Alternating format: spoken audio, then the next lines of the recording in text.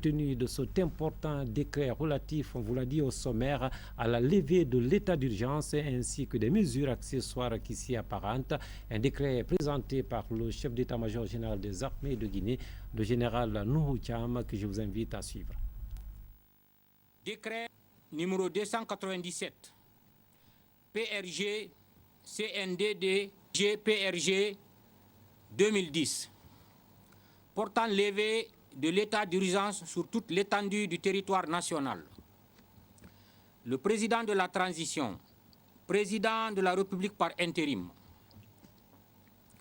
vu le communiqué numéro 001 CNDD 2008 du 23 décembre 2008 portant prise effective du pouvoir par le Conseil national pour la démocratie et le développement, suspension de la Constitution et dissolution du gouvernement.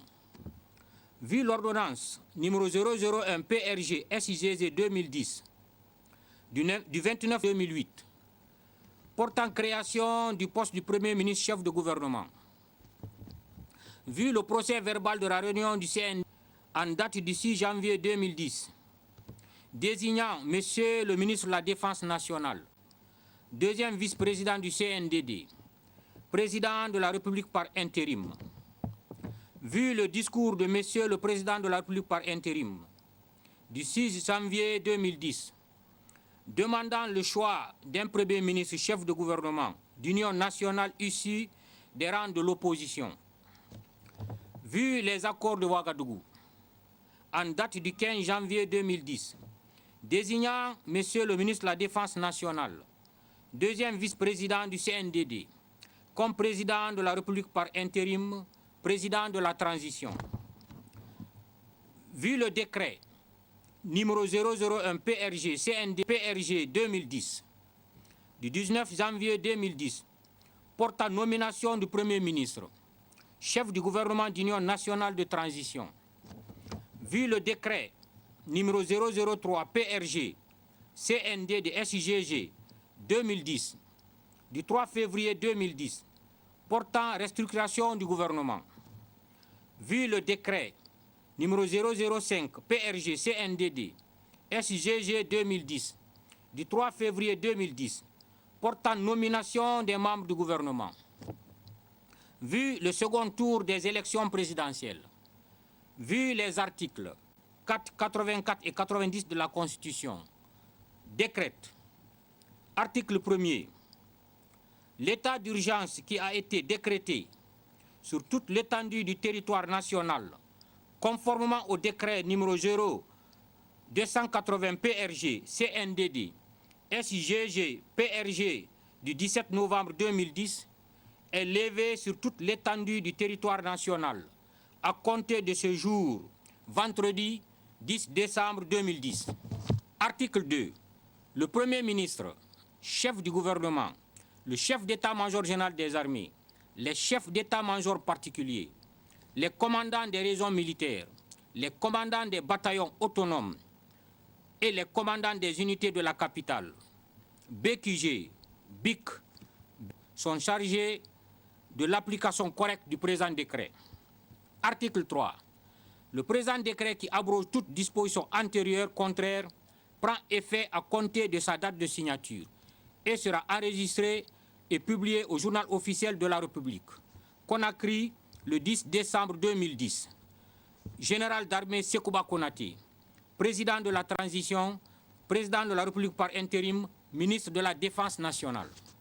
Après la levée, les instructions suivantes doivent être respectées et à la lettre. 1. Après l'adresse du chef d'état-major général des forces armées guinéennes concernant la levée de l'état d'urgence, toute intervention relative à l'état d'urgence est formellement interdite. L'état d'urgence est géré et contrôlé par l'état-major général des forces armées sous le commandement et les directives du commandant en chef des forces armées guinéennes, ministre de la Défense nationale, président de la transition, le général d'armée Sekouba Konaté. 2. Toutes les activités de la vie nationale reprennent correctement. Tout un chacun est libre d'aller régler ses affaires, mais dans l'ordre et la discipline. 3. Je recommande au peuple de Guinée une collaboration franche avec les forces de défense et de sécurité pour démasquer et châtier conformément à la loi tout élément nuisible à la paix, à l'unité nationale et à la démocratie. 4. Il est ordonné au chef d'état-major particulier, terre, air, mer et gendarmerie nationale, commandant des régions militaires et commandant des bataillons autonomes, directeur des services de police et de douane, de renforcer les dispositifs le long de nos frontières et de procéder à un contrôle systématique des rentrées et des sorties aux frontières. 5. À partir de ce jour 10 décembre 2010 jusqu'à l'investiture, toute décision et communiqué relatif au fonctionnement et à la vie de l'État qui n'a pas fait objet d'instruction préalable du président de la transition, ministre de la Défense nationale, commandant en chef des forces armées est formellement interdit. 6. Les forces de défense et de sécurité veillent et contrôlent la sécurité des populations et leurs biens et au respect de la démocratie, la cohésion et l'unité nationale. 7. Tout regroupement en 2010 jusqu'à l'investiture est interdite. 8. Tapage à ces instructions énumérées ci-dessus sera sévèrement sanctionné. Je vous remercie. Et voilà, c'était donc le chef d'état-major général des armées du pays. Une avancée notoire dans le secteur des nouvelles technologies de l'information et de la communication. La Guinée vient de se doter en effet d'un document stratégique pour la mise en œuvre de sa politique nationale. Des experts guinéens appuyés par nos partenaires extérieurs ont travaillé dur à son élaboration. Il a été rendu public à Conakry. Makale Souma, reportage. Il s'agit d'un support qui va être désormais le principal référentiel au plan national en matière de promotion des technologies de l'information et de la communication. Après un pré-forum en 2009, suivi d'un atelier de finalisation, la validation du document de politique et de stratégie nationale de développement des technologies de l'information et de la communication vient d'être faite après de longs mois de réflexion avec l'appui des partenaires au développement. L'accompagnement du PNUD dans ce processus sur finance gouvernement espagnol s'inscrit en droite ligne de la conclusion du sommet du millénaire qui a reconnu que la mobilisation du potentiel des technologies de l'information et de la communication pouvait permettre de créer de réalisation des objectifs du millénaire pour le développement si ces avantages étaient étendus à tous et particulièrement aux plus pauvres d'entre nous. C'est de notre position qu'on lance un appel aux intervenants de ces forums pour les encourager à considérer les questions humaines avant la technique même, à travailler avant tout pour les objectifs collectifs et pour lesquels la technologie constitue un support et non essentiel. Ce document consensuel, fruit de la volonté de l'État guinéen à lever le frein au développement, a été validé et adopté avec des objectifs précis. Cette stratégie vise par l'amélioration de la gouvernance et le renforcement des capacités institutionnelles, la réalisation d'une croissance économique forte et durable, la facilitation aux besoins sociaux de base, le développement du secteur privé et la création d'emplois pour les jeunes. Pour concrétiser cette vision, le gouvernement guinéen aura besoin de l'ensemble des acteurs du secteur public, du secteur privé, de la société civile et des partenaires au développement. Le Premier ministre Jean-Marie Doré, qui a présidé la rencontre, a invité les uns et les autres à mettre l'intérêt du pays au-dessus de tout, car selon lui, la Guinée a beaucoup de retard à rattraper, y compris celui des nouvelles technologies de l'information et de la communication. Son départ pour, à défaut de fabriquer, mais bénéficier des facilités que donne le progrès dans le domaine des technologies de l'information. C'est un grand moment. Mais il faut prendre des gardes. Il ne faut pas disperser la gestion. si vous dispersez la gestion, pour des raisons et d'autres, nous resterons au carrefour et les autres partiront à gauche ou à droite. Et nous allons faire du surplace. Il ne faut pas mettre en avant ses appréciations, son sentiment. Surtout le plus dangereux, c'est le sentiment. Et quand on est dans la position d'un pays comme le nôtre, qui doit rattraper beaucoup de retard, beaucoup d'hésitation, et qui est guetté par toutes les forces d'inertie, il faut faire très attention. Le secteur des technologies de l'information et de la communication dans notre pays, malgré son évolution et les opportunités qu'il offre, est confronté à des obstacles.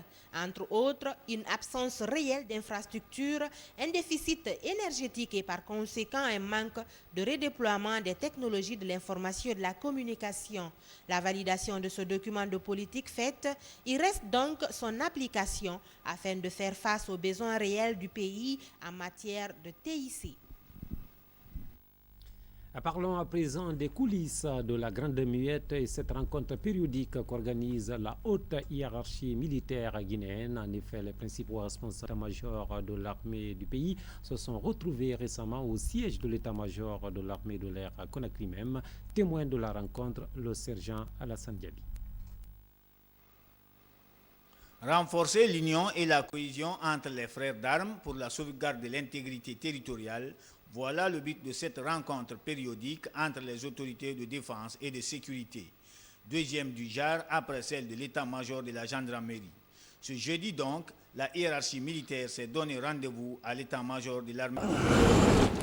Permettez-moi, au nom du chef d'état-major de l'air, vous souhaiter la bienvenue et vous remercier pour avoir honoré de votre présence, malgré vos charges. À la présidence, nous nous réjouissons de cette marque de sympathie renouvelée sans cesse à notre endroit par l'autorité. Et puis le Dieu Tout-Puissant, pour qu'il répande sa miséricorde sur notre chère armée nationale, qui vient de remporter une brillante victoire inédite en conduisant le pays à la démocratie dans la paix. Le chef d'état-major des armées, le général de division Nuhu Thiam, à l'occasion traduit le message de félicitations du commandant en chef des forces armées aux responsables des forces de défense et de sécurité pour l'harmonie et le climat de confiance qui règne entre les différents corps. L'armée guinéenne est une indivisible. La famille de l'armée guinéenne, c'est la famille des soldats. Ce que vous avez fait, on ne pourra que vous féliciter et de redoubler d'efforts. On doit toujours travailler dans la cohésion. On est militaire. Notre mission est claire. Et aussi, je saisis l'occasion encore de vous dire qu'il faut prendre les hommes en main comme vous l'avez fait. Les commandants d'unité ne rendent compte et ne reçoivent des ordres qu'à leur chef d'état-major.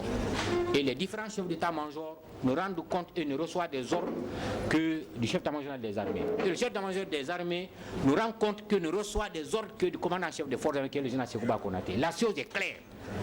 On doit travailler comme ça. Donc tout le commandement des forces de défense et de sécurité, on doit travailler comme ça. Nous, on n'est pas politiciens. Notre mission, c'est la sécurité du pays.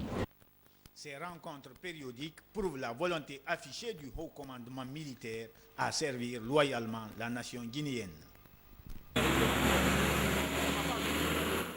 Reste toujours dans le siège de la Grande Muette puisque le